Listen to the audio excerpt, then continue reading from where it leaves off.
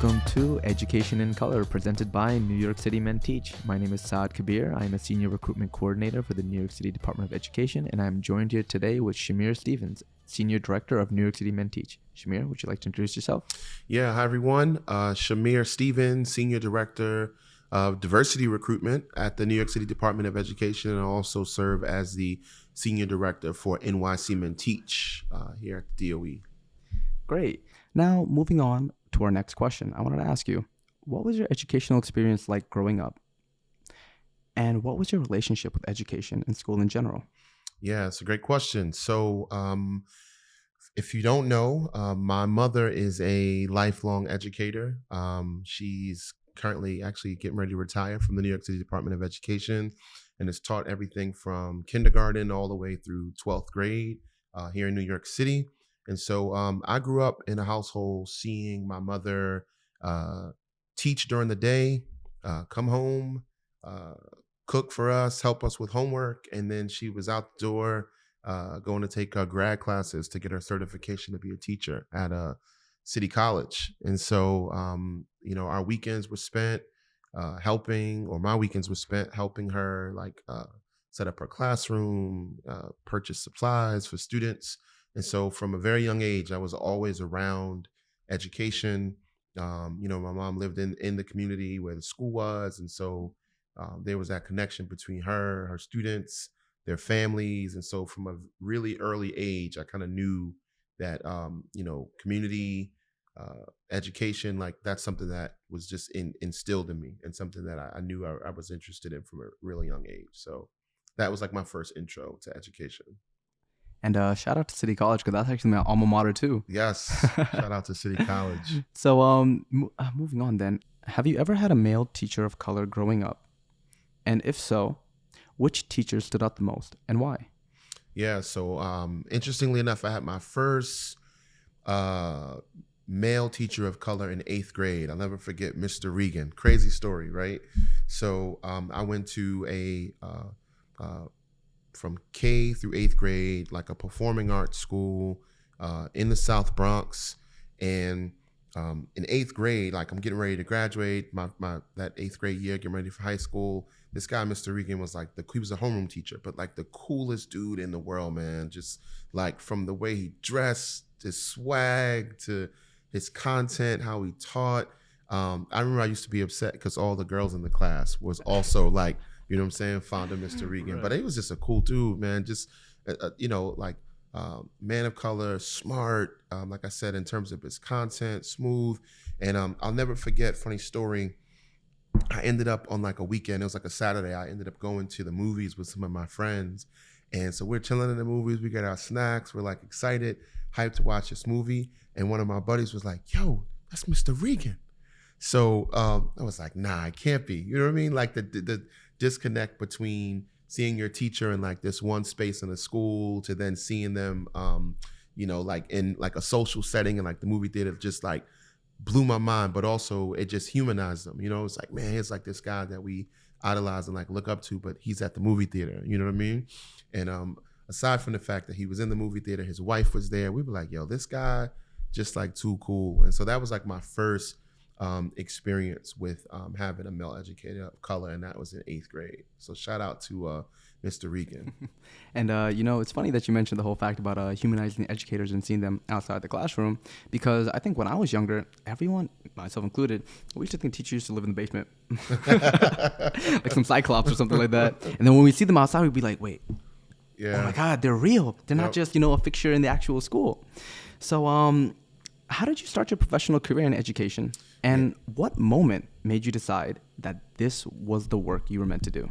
Yeah, that's a great question. So how did that start? So take you all the way back, I'll just like where it started. So again, like I saw my mother teaching. I knew that that's what I wanted to do. I knew I wanted to just be involved in the community and be in education. And so what ended up happening was I was a junior in high school. I went to an all boys high school in the Bronx, and I had a mentor. Shout out to Eddie Calderon. He's a principal right now at a middle school in the Bronx where he actually attended for school, which is crazy, like full circle. And I remember he was taking grad classes at Fordham University, and he was, mentoring me and was like, "Hey, what do you want to do with your life?" And I was like, "Well, I'm not really sure." I was into sports and like the arts. And he was like, "Look, I'm going to have you sit through one of my grad classes at Fordham." I was from the Bronx, but I had never even stepped foot on the campus. I couldn't tell you what it looked like, right? So when we talk about just access and what that looks like, right, and exposure and how that shapes our worldview. But I ended up sitting through these classes, and I was just blown away. The campus was beautiful. The people, it was like the diversity of the people, the content. And so from that point on, like I knew, again, it was like a confirmation that I wanted to be in education. So fast forward, I graduated from Fordham. I'm not sure what I want to do. I ended up going to a startup company with a buddy of mine who was an architect major from Princeton. So we're like manufacturing clothing, and 2 years we basically we blow through all the money, and I'm like, man, I got to figure out a job, and I knew education was what I wanted. So I started looking up positions, and I found a role as an operations manager at a charter school in Newark, New Jersey.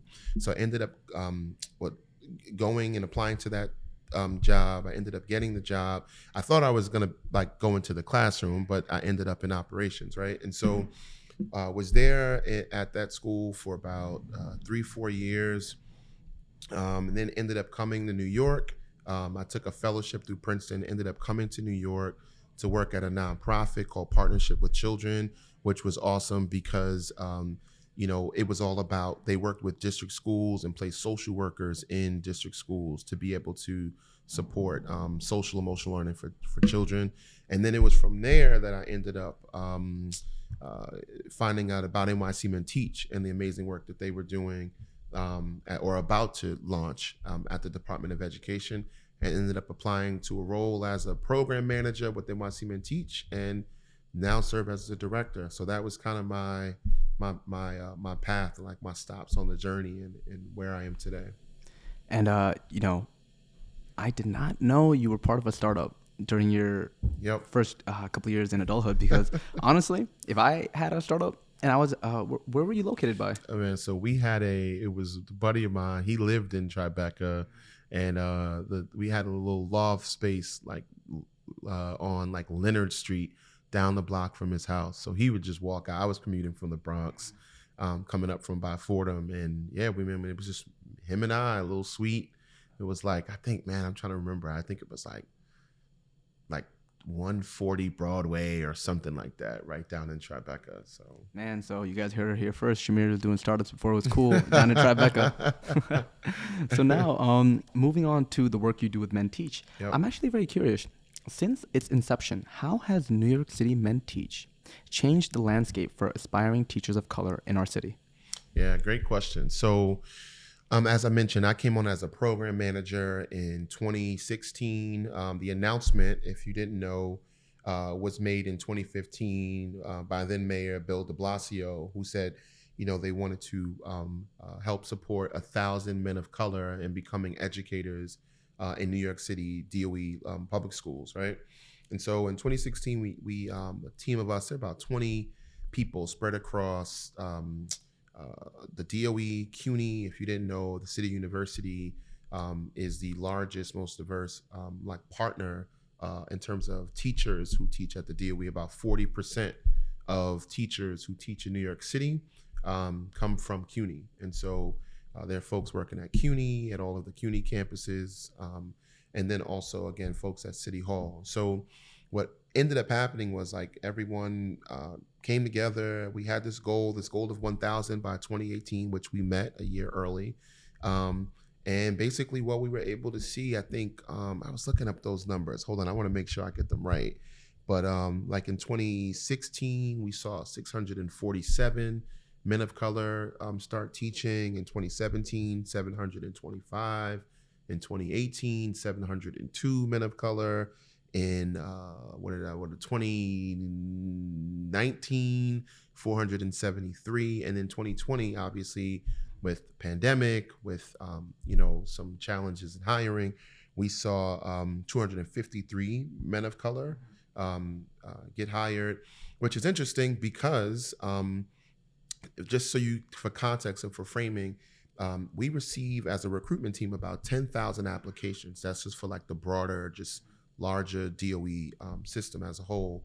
We receive about 10,000 applications, and we hire anywhere from about 5,000 to 6,000 new teachers every year. And so those numbers I gave you reflect the men of color who are coming through every single year. So you can kind of see those percentages. So to your question, when we first started, doing this work, only 8.5% of the teaching force identified as men of color, whereas we fast forward, even in 2020, which I mentioned, in some of those challenges with the pandemic and COVID, 253 men of color. The overall number of new teachers hired to the DOE that year was down significantly for those reasons I just mentioned, but the percentage of men of color who got hired that year in 253 was at 17%, up from 8.5 in 2016. So despite those challenges, we still see that there's a huge, huge interest from men of color who want to teach and who want to stand in the gap and raise their hand and make a difference. And so that's awesome to see. And then this year, in 2021, our current teachers, right now to date, we have about 815 men of color who started teaching just this year alone. And so again, not just to focus on the numerical growth and the great things that have happened, but there's so many stories. Those numbers represent stories and lives and men who again raised their hand and who've answered the call, who are now supporting our 1.1 million students throughout the 5 boroughs. And so just amazing work that's happened. I'm grateful to be a part of it, and just to be able to see the impact that those educators that I mentioned are having on students all across the city is just amazing, and the potential is so limitless. So it's awesome to be a part of. Geez, and all I want to say is you really hit the ground running, because the second you were mentioning these stats, we were already in the hundreds, and now you said this year it was closer to 800, correct? Yeah, close. I got 815 just this year alone who started teaching, men of color, and so yeah. And I wanted to ask you about that. So you walked us through some of the enrollment statistics of new men of color in the system. I wanted to ask, though, the overall demographical makeup of teachers in New York City, how has that changed since Men Teach has been created? Yeah, so let me give you just some framing that helps to drive the work that we do and the need for it. So if you didn't know, New York City is the largest, most diverse school district in the country. 1.1 million students, 79,000 teachers, 1,800 schools throughout the 5 boroughs. There's hundreds of different languages that are spoken. So out of those 1.1 million students, 85% identify as students of color. 85%. When we looked at this work back in 2016 when we first started, right? Out of those 1.1 million, 51% identify as boys, 43% identified as boys of color, whereas the teaching force, as I mentioned back in 2015 when we first started NYC Men Teach, only 8.5% identified as male educators of color. So you could see the huge disparity and just the need for our work and for us to be able to do this. So some of the, early indicators for success is obviously I mentioned the percentage. So increasing from 8.5% to 17% last year, being able to see 1,000 men of color added in 2018. We're on track right now to add 2,000 by the fall of 2022. And then we're also an equal opportunity employer. So while our ideal audience is male educators of color, we have a ton of women in the program, folks who don't identify as people of color, right? We need everyone. It's a full village effort. We cast this wide net. And so what we've also been able to see, 2 things I'll point out, which is really, really dope and really amazing, is back in 2015, about 39.5% of the new hires at that time identified as people of color, right? Whereas this most recent data set that we looked at in 2021, we saw over 50%, so about 51% of the annual hires coming in, identified as people of color. So a lot of that speaks to. Sorry, I said I hear that correct. You said 51%. Yeah, 51%. That's crazy. So again, it just shows you that while our work is focused on men of color, right, we also understand, and it takes everyone rolling up their sleeves and being a part of this, right? There's no one person that has all the answers. And so just to be able to see that, that's one. Another thing that I'll point out is we have these things called alternative certification programs. So things like the New York City Teaching Fellows, the New York City Teaching Collaborative, those are what we call programs that are really geared towards career changers. That means someone who completed their undergraduate degree, but it wasn't in education, but now has decided that, man, I want to try my hand at teaching, or they have that interest.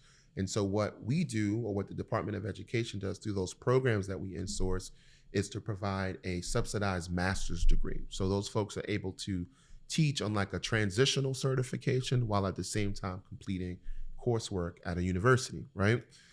Again, looking at those stats, as early as like 2021, right? 70% of the cohort, just for those two programs alone that we insource, right? The Teaching Fellows and the Teaching Collaborative, 70% across those two programs had candidates who identified as people of color, which, just to break down why that's important, because there's so much to unpack just with that, is those programs tend to, they have a training period. During those training periods, candidates who are in those programs receive like a stipend, right? And the stipends, again, they're not like, living in New York City, it's not like those stipends are a lot of money.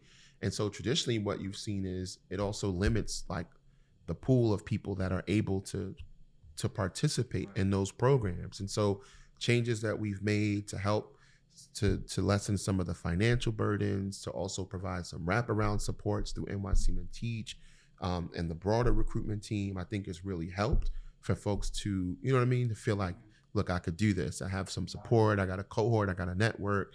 There's some financial assistance that I can take part in.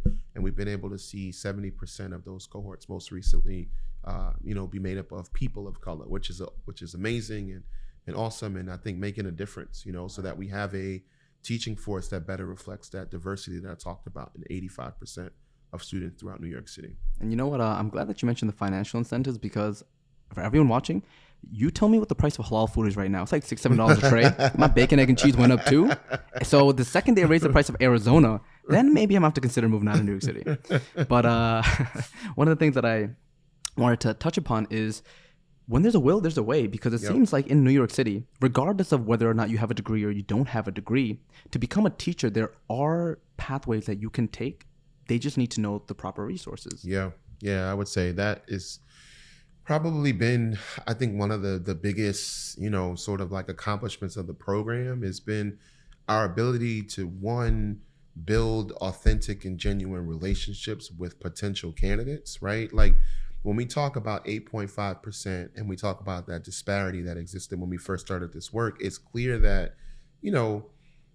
the men of color, they weren't there, right? Like they weren't represented in the space. And so being able to be deliberate about like our marketing and our advertising and say to candidates, and not just the advertising, but to be able to recruit folks. I always say you don't recruit someone just once, right? You recruit them more than one time. And so you're convincing them that this is a career opportunity. This is a profession where they could literally, when you teach in New York City, you can teach the world. And so, we're looking folks in the eye on campus, students, young men and women, and saying, hey, here's an opportunity to make a difference, and helping them to make that connection to find their best fit throughout our 1,800 schools in New York City. And so I think that's just so important. You know what I mean? I think that's been a big accomplishment to be able to, follow through on our promise, build those relationships with candidates, and then be able to see them in their classrooms and visit them and see the impact that they're having, not just on the students, but the family,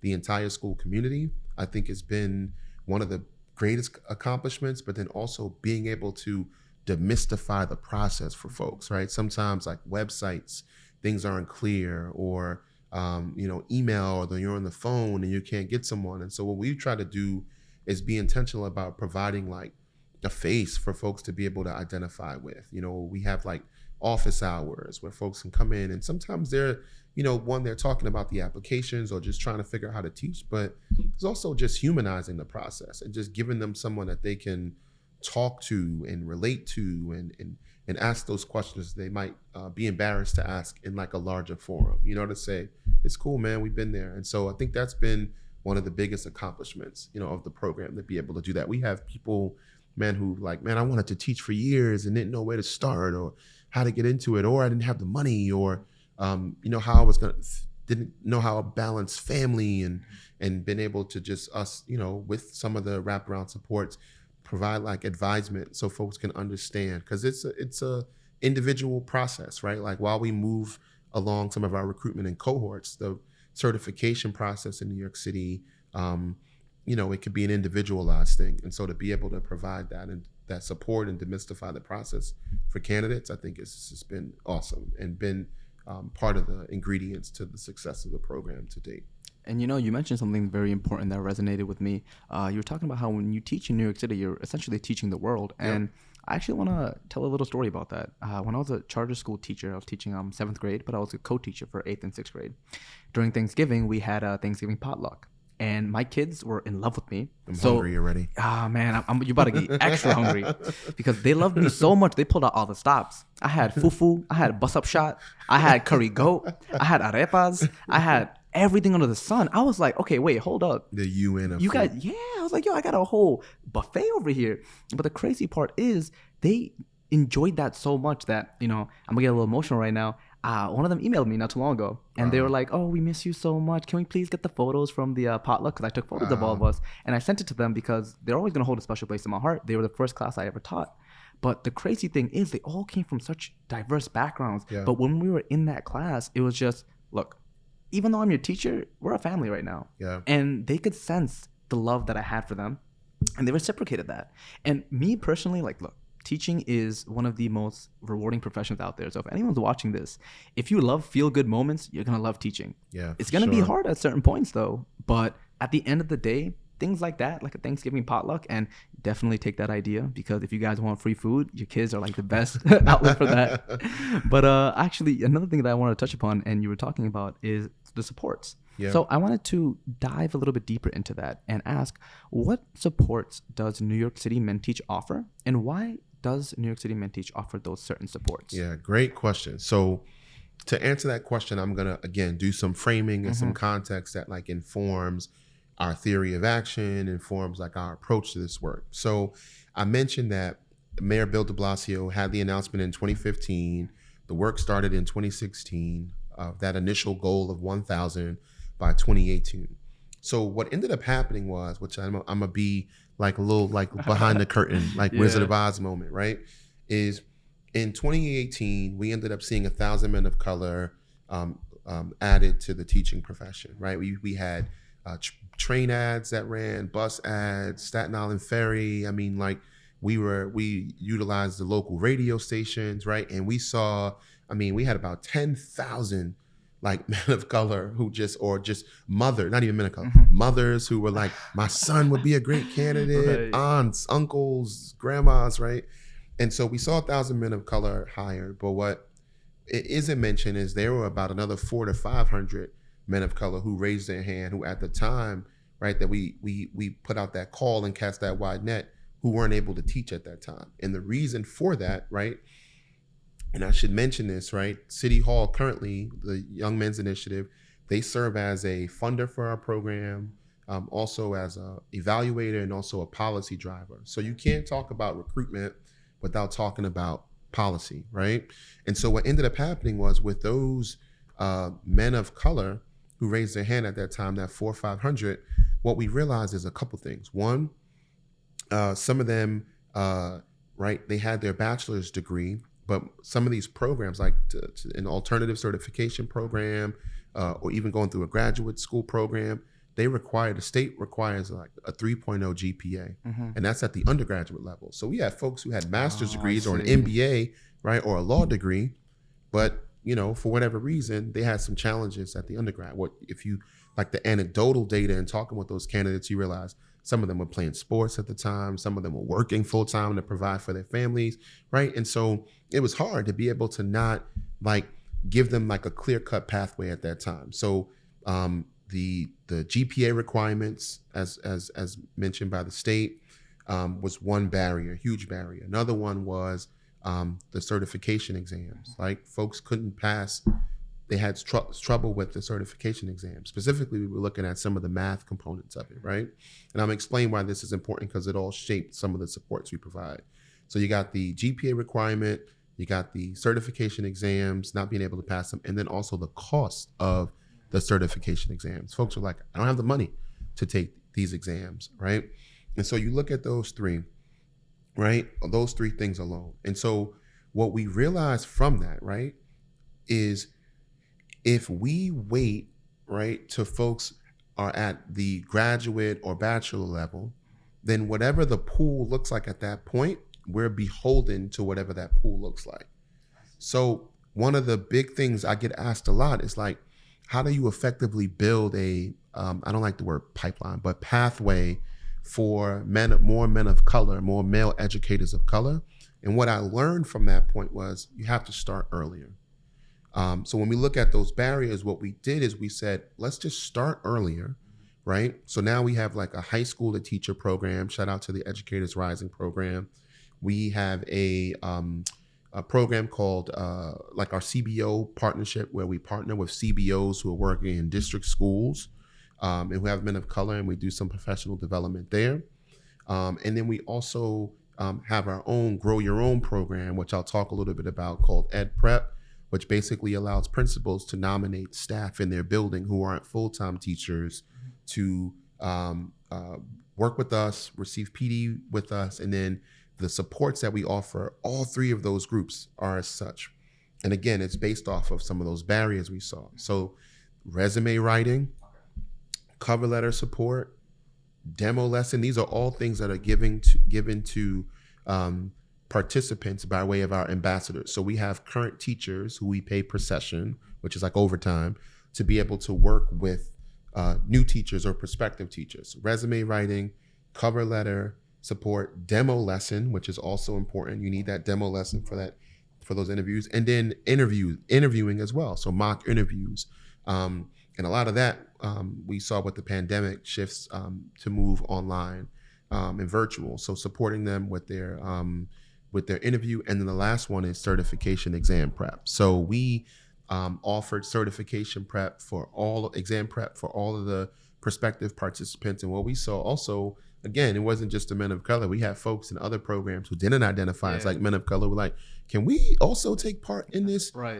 exam cert? And we were like, come one, come all. Mm-hmm. And so those are some of the supports that we offer. In addition to, a last thing I'll mention is we also provide a mentor. So new teachers receive a mentor who are coming into the profession. We do that in like small groups. So let's say you and I are teaching in District 13 in Brooklyn, and we're first year teachers. John might be our mentor. So we get a chance to meet with John twice a month. But we also get a chance to meet one another and build, and you might be at the school down the block from me. So those are some of the supports. And again, those were based off of some of the data, some of the pain points, you know what I mean, from that first goal of 1,000 back in 2018. And those are things that we've been really running with ever since, just to name a few. Speaking from firsthand experience, the mentorship aspect that you mentioned, I personally really enjoyed that. So I'm about to shout out Milton Jones. Love you, man. You're the greatest. He was actually my first or second mentor at City College, and I met him when I was a part. He's gonna love this episode. He's gonna show everybody, like, hey guys, look. But in City College, when I was attending, I was a part of the New York City Men Teach chapter there, which was directed by Walter Grieg. And he would always bring in Milton Jones to do workshops, professional developments, colloquiums, etc. And through that, I was able to build a bond with Milton, and he was able to not only help us pedagogically, he was able to help us emotionally and personally. And that's something that I feel is a very overlooked factor. The fact that our own personal well-beings are something we should be aware about. And so that kind of actually ties in with my next question. What do you think is the biggest challenge for teachers and students in a post-pandemic world? Wow, post-pandemic. It's a great question. I think this is what I would say about that. So one, I want to go back to the point you made about just like that social emotional learning. And the connection is so interesting to me because I mentioned when I talked about my own educational journey, right? I started out at a charter school and in Newark, New Jersey, and then moved into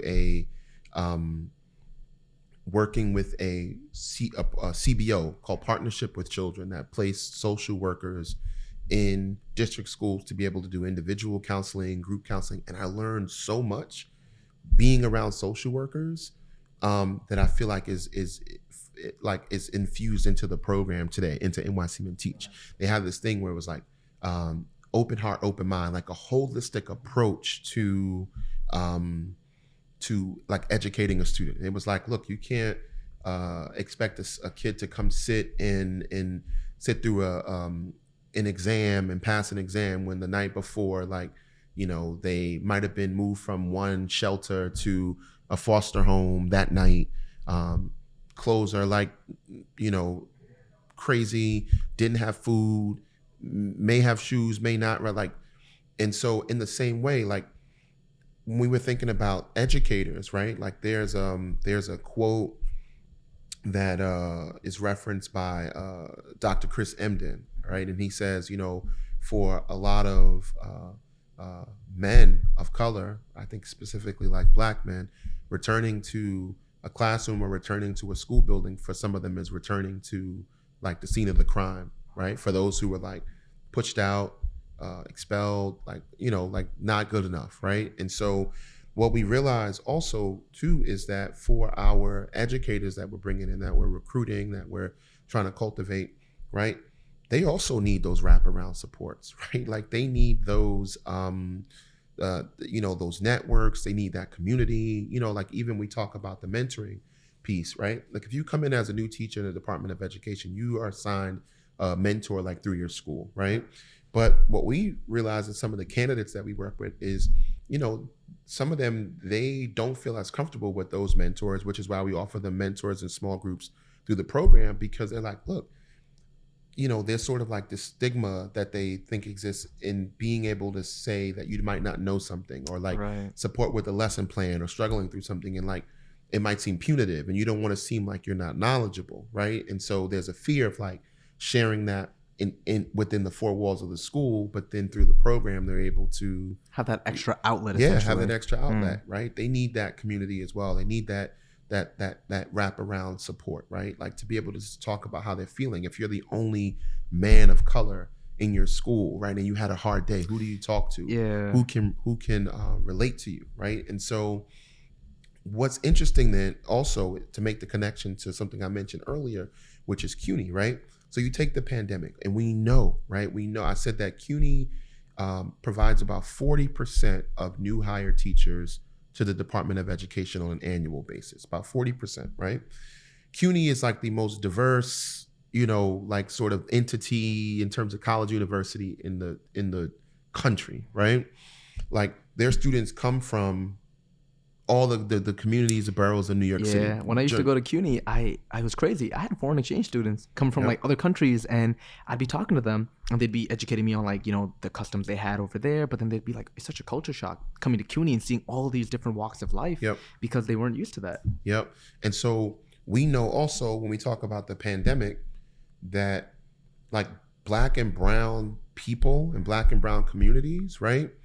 There's a disparity there in terms of, right, the disproportionate amount of like Black and brown people impacted by COVID. That's due to like not having adequate health care, right? Like not having access even for some to just like a primary care physician, like, right? And so a lot of the candidates that we're working with, we're cultivating, recruiting, they come from, especially from CUNY, they come from these communities, right? Which means some of them actually had people who like passed away due to the pandemic, right? Like mothers, fathers, aunts, uncles, grandfathers. So for us to like be tone deaf and not acknowledge that, or not start there, right? Like while we want them to come and teach, yes, for the sake of our students, like you can't give something that you don't have.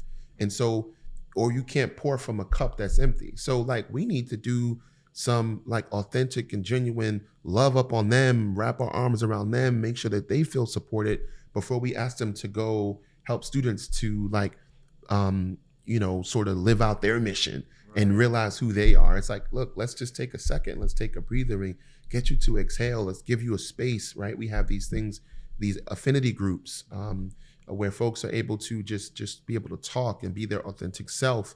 And so that is also a big part of it, a part of our recruitment. Again, like I said, it's not about just the numerical growth or just about the numbers, right? It's about people, right?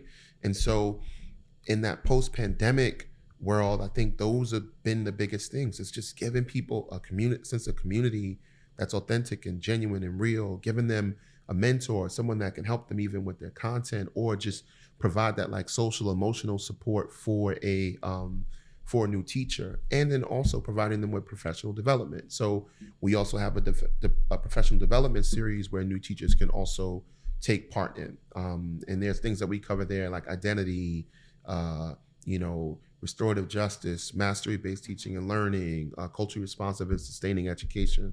So just things like that. I think those have been the biggest things, right? Like these guys are smart, they're amazing educators, but they also need, someone to check on like their well-being. And I think that's been like the biggest challenge, but also the biggest opportunity. And while we've seen such an uptick in the number of men of color who said, hey, sign me up, interestingly enough, like while the pandemic hurt our overall number of men of color, like the pool was like impacted by it, moving things online allowed for us to be able to get everybody all in one space without them, like the transient nature of New York City. Right. Everyone's online. It's like, hey, let's have the Zoom and let's like really connect. And so I think that helped us and set us up for success. So what would have been necessarily seemed as like a bad thing was an opportunity for us to be able to connect virtually and grow closer with folks. And I'm glad that you mentioned that whole aspect about the holistic education and that support that we offer in terms of giving them that outlet.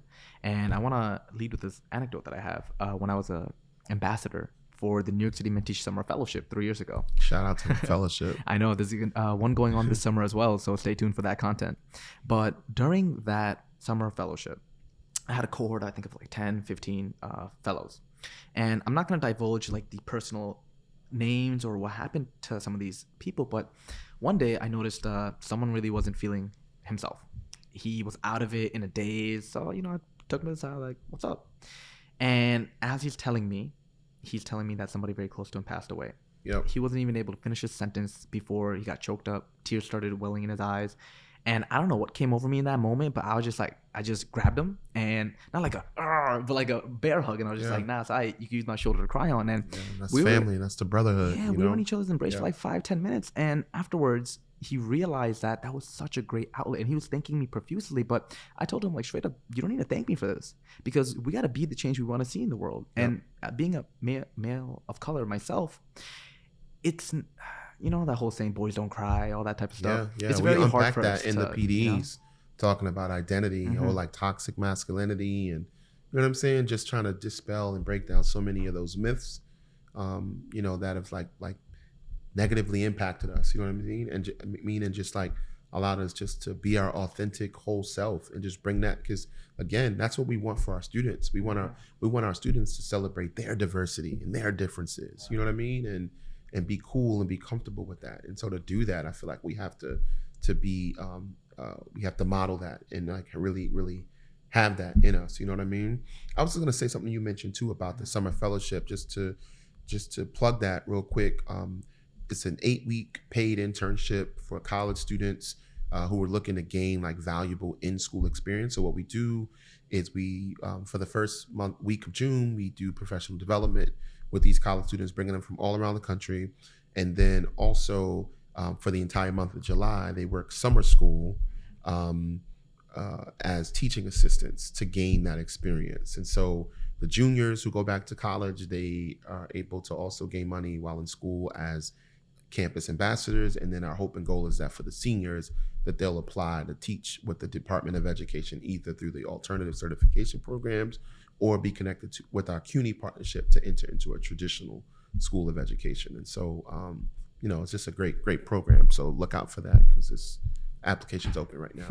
And another thing that I wanted to talk about, because we're on this topic of mental health, is especially after the pandemic, a lot more people are informed about protecting their mental well-being, teachers and students alike. What I want to ask you is, what advice do you have for teachers, students, or just anyone in general on how to take care of themselves? Because at the end of the day, you're right, you can't pour from a cup that's empty. Yeah, I would say, I think you have to, right, like, teaching is a very rewarding profession, as you mentioned, right? And I mean, I think about like when I started out in at the elementary level, just the kindergarten, first, second grade, young boys and girls, it's like how they, you know what I mean? Like it was evident, like when I walked, we would start off with like the breakfast program and just like how excited they were to tell you their entire family life. It's like they're a little too truthful sometimes. Yeah, for real. Word. And those are the rewarding parts, right? Or seeing students graduate and matriculate to the next grade, or do well on an exam or state exam, whatever it is, right?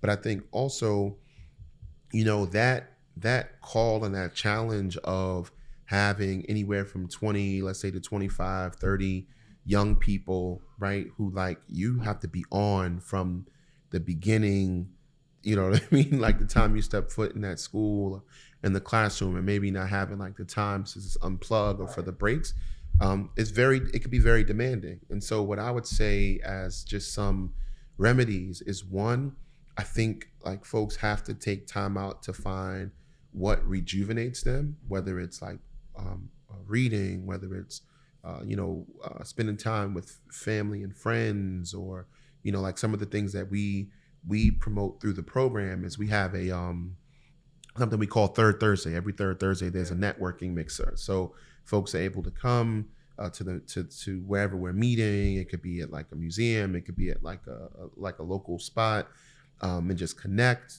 talk. Again, there's no judgment. It's just, the conversations are just flowing from everything, just talking about any and everything. So just being able to find those outlets, right?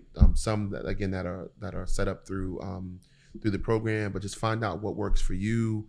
I would say it's big, some people, whether it's exercise, going to see plays, like there's a ton of, and we share this as well, ton of resources, subsidized and discounted resources that are offered by way of like the teachers union here in New York City through the Department of Education for teachers. So tapping into that, we share that with like incoming teachers so that they can understand what those opportunities are. So I would say that, right? Like just trying to figure out what those outlets are for you. You need that. I know the demand, or to feel like, man, I gotta grade these tests, or I have to do these lesson plans. But I think you have to unplug and be able to spend that time like recharging, so that you don't burn out. I think that's what I would say. Trying to think of what else. And just tapping into the community. There's so many, like I said, through just the program alone, there's so many different things that are happening. To speak to what you're talking about, community, I feel like we're just so conditioned to believe in this whole lone wolf mentality that we have to do everything by myself. You always hear, I did it from the ground up by myself. But why are we so proud of doing everything by ourselves when, if there's support, there's nothing wrong with asking for help? So I feel like us being able to extend that helping hand and then people accepting it is much more than they can ever imagine, because once they actually take that help, they realize, wait, why was I even trying to do all this by myself in the beginning? I remember we had this guy, I can't remember his name now, but he was a math teacher. I don't remember the level, but anyway, he held a space where he went through like his lesson plans with folks in the program, like new teachers who had come in, even some of the current teachers, who like sharing resources, sharing his approach, letting them understand. And like, I thought that was genius, right? So like, you don't have to try to reinvent the wheel, or like feel like, again, like you're by yourself or you're alone in this. But folks were able to like attend that session and like just pull some resources for their own kids, and obviously go back, make it theirs. But again, it gave them like a jumping off point, and somebody to be able to connect to. So I think I would share that as a opportunity as well, for sure, 100%. And as we're approaching the final stretch of this episode, what I want to do is the next 3 questions are going to be a little bit more geared towards you personally, but then also professionally. Okay. So during your tenure at New York City Men Teach, what would you say has been your personal proudest accomplishment or project? Proudest moment or accomplishment, I would say yes. So we have a program. I mentioned it briefly earlier in the segment, but I'll bring it back. It's called Ed Prep. And basically what happened is when the pandemic hit, right, and COVID, we were experiencing here in New York City back in 2020, like hiring restrictions. Like I said, the overall pool, we usually hire about 5,000, 6,000 teachers. We only hired about 1,200 teachers in 2020. And so what ended up happening was we were like trying to figure out as a recruitment team, do we take the same approach, which is go far and wide and even locally with CUNY and bring new teachers in, but then if there's no jobs for them, like right, like how do we balance that? So what we said is like, hey, we have a huge pool in New York City of paraprofessionals and school-based employees, and so what we did is we started this program called Ed Prep, and what it did is it allowed us for principals to nominate anyone in their building who is a full-time DOE employee, but not a fully certified teacher. Okay. So school safety, parent coordinators, paraprofessionals. So literally anybody in a school, as long as they work in a school and is a school-based professional, they can apply to that program. Yep. Okay. And what we did is from September all the way through June, we took them through PD. So PD around Danielson, around teacher effectiveness, around identity, restorative justice, like all of those things, like getting them together as a cohort, getting them like just to understand NYC Men Teach, understand like who they are and how to bring that out. And then what we did is we partnered with Relay Graduate School of Education, who basically gave us like a subsidized tuition amount. I'm not going to say how much it was because I don't know what their contracts look like with other people. But the out-of-pocket costs for these participants was only going to be $4,800 a year or a semester for the whole master's, for the entire master's degree. That's crazy. And we were able to work that out. Again, shout out to City Hall and the good folks at the mayor's office and Relay Graduate School of Education. And so even the candidates were like, whoa, are you serious? Like, that's so cheap. And what we did is so that they wouldn't have any out-of-pocket costs, we would take those payments out of their checks once they become full-time teachers over time. Right? Oh, so then that $4,800 is essentially deferred until they get a position as a teacher. A full-time job. Yep. Great. And so, but it also allowed us like a safety net so that if we didn't get them hired, they could just remain in the positions that they were in their schools as paras or whatever, so that they still had a job. Right? So there was one participant in particular, and a lot of times, again, where as a director, I have recruiters who are on the ground, like getting to know people, and I'm sort of like more like high level, like putting together the contracts and making sure the MOUs and the MOAs are like all set. And there was this one candidate who ended up getting into the program, is now teaching full time. And these are the emails that you get that are you just like, man, it just so emotional. It's this one candidate, I guess, got my email address and was like, hey, Chimere, I wanted to just thank you. I'm so-and-so, I'm in the program. I've been in the system, like DOE teaching for years. I was apprehensive about this program. I saw the price tag. I didn't know if it was real. I just got hired. My school nominated me and they hired me as a full-time teacher. What you didn't know is my mother has been really sick. And so two things. One, now with this full-time role, right? Because a paraprofessional in New York City makes half the amount that a full-time teacher does, right? Now I'm making this money that I can pay for my mother's treatments and like hospital bills that exist. And then also, so that was like one part of it. And then also the candidate had mentioned that like they felt like stuck. And so this was the first time that now that they understand like the process to teach, and they have this cohort and the money not having to pay out of pocket because they didn't know how they were going to do it. And like that to me was crazy. You know what I mean? Again, we create these programs based on looking at the data, looking at like the market, like I said, because of COVID and what was going to happen. But to be able to see that like for this candidate, like those strategies that we put in place or that program that we implemented not only changed their life, not only it's going to change the students that are being taught, but also was able to help a parent who was sick. It's like, again, you can't put a price tag on that. You know what I mean? And so it just, I always say, for me, going back to saying how my mother was an educator, like, I don't feel like this was something that I do. I feel like this is like the calling, right? Like, it's just, it's a seed that was planted from very young, and it's just like full circle, like me being able to pay it forward, from my mom to my mentor, who also, again, like I said, a Puerto Rican guy from the Bronx, who's now the principal of his school where he went as a young kid. Like, that's crazy to me, but it's not, right? Like, nothing is coincidence, and his involvement in my life and being able to see that. So it's just cool. Honestly, it's beautiful, and it's also crazy to see the network effect that this program can have on individuals. And actually, that's something I want to ask you about as well. What is one of the goals that you have for the program's future? Yeah, so I think in terms of the goals, like I mentioned, we have a new goal of 2,000 by 2022, which we're on track to meet. So that's awesome. Some of the other goals that I think we have, I'll mention two.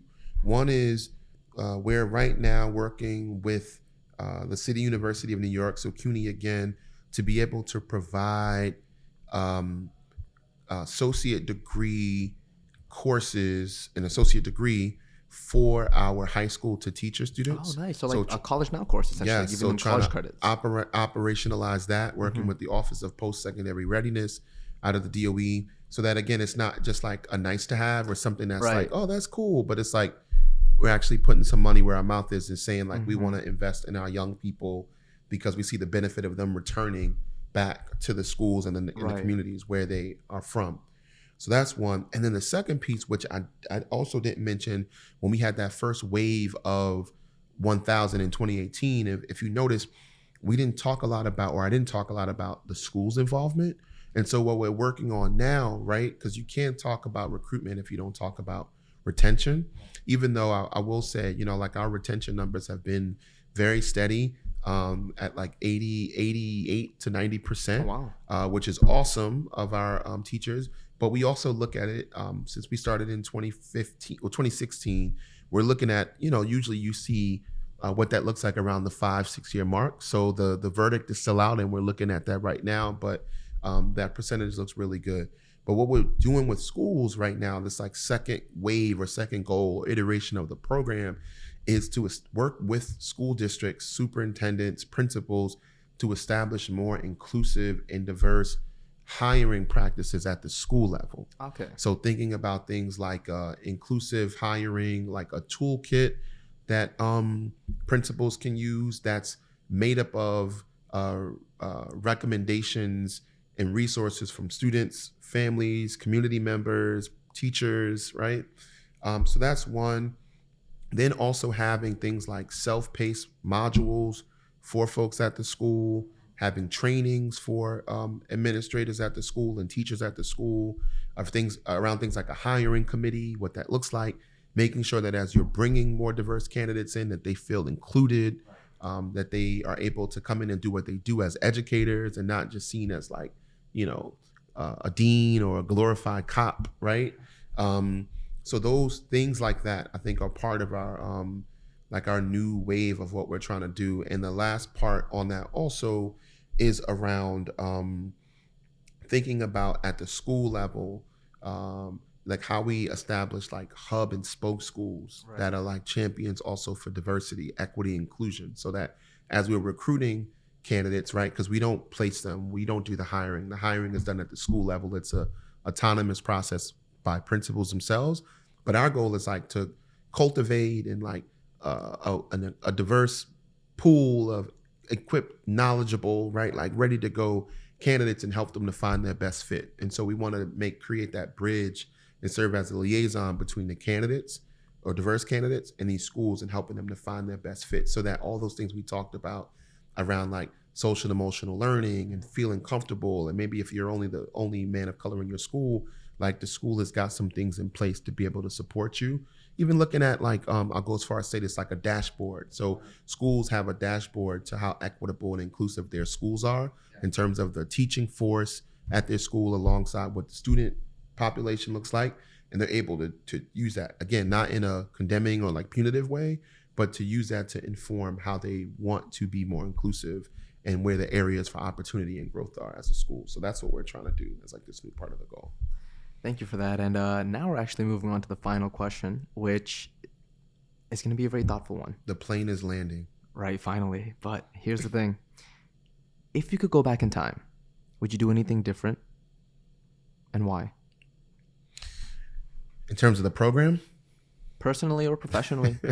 Up to you.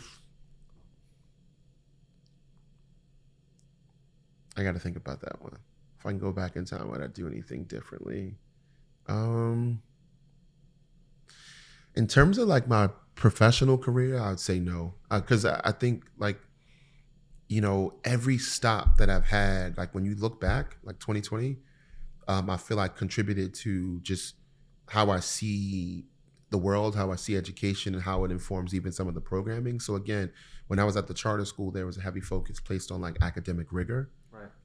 But I thought that there were opportunities for like the holistic approach, right, but I didn't have the context for that. And then like my path led me to nonprofit, which was focused strictly on the holistic approach. And I was like, imagine a world in which those two meet. And again, I thought it was just for students, but then you fast forward into the NYC Men Teach role, and I'm like, that's not just for students, that's for students and educators. That's for all of us, right?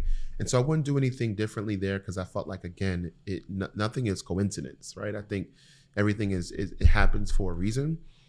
I will say though, I think, and we couldn't have predicted, but when I talk about that number of men of color who raised their hand, who like weren't able to sort of step into the roles then, and again, that prompted the pathway programs that we developed, like I said, starting as early as high school, right? To be able to, in a pathway, we mean like anyone who's 2 years or more removed from the classroom.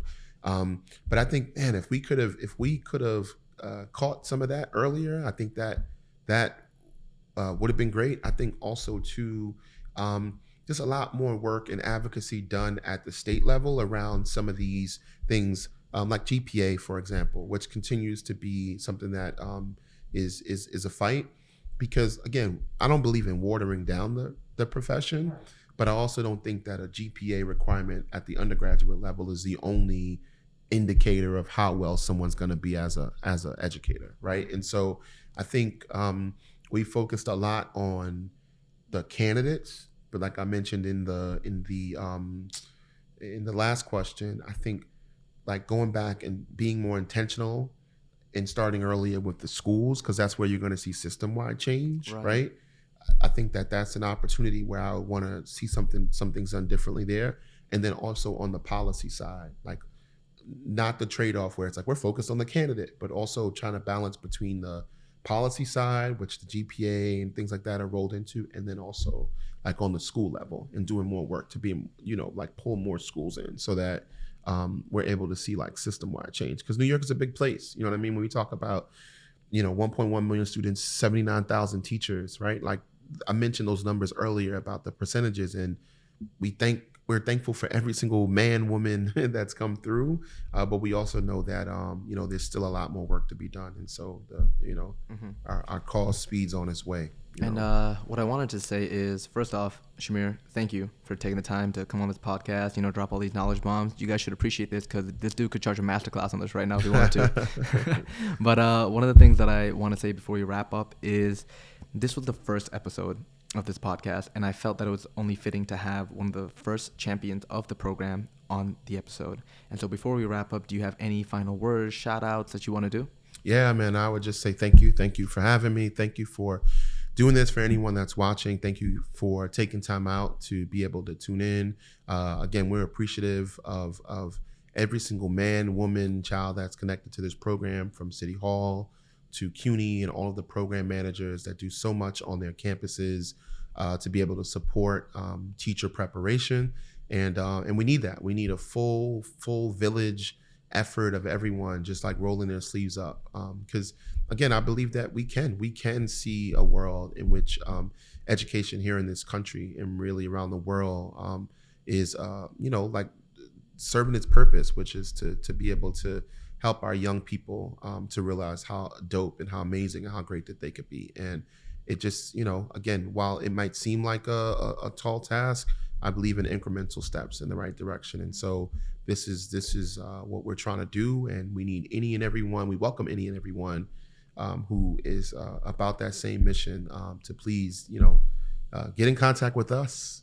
Yes, you can find us on NYCmenteach.org Yep. or NYCmenteach@gmail.com. Feel free to see if you're eligible and reach out. Yeah, so that's all I was saying. Thank you.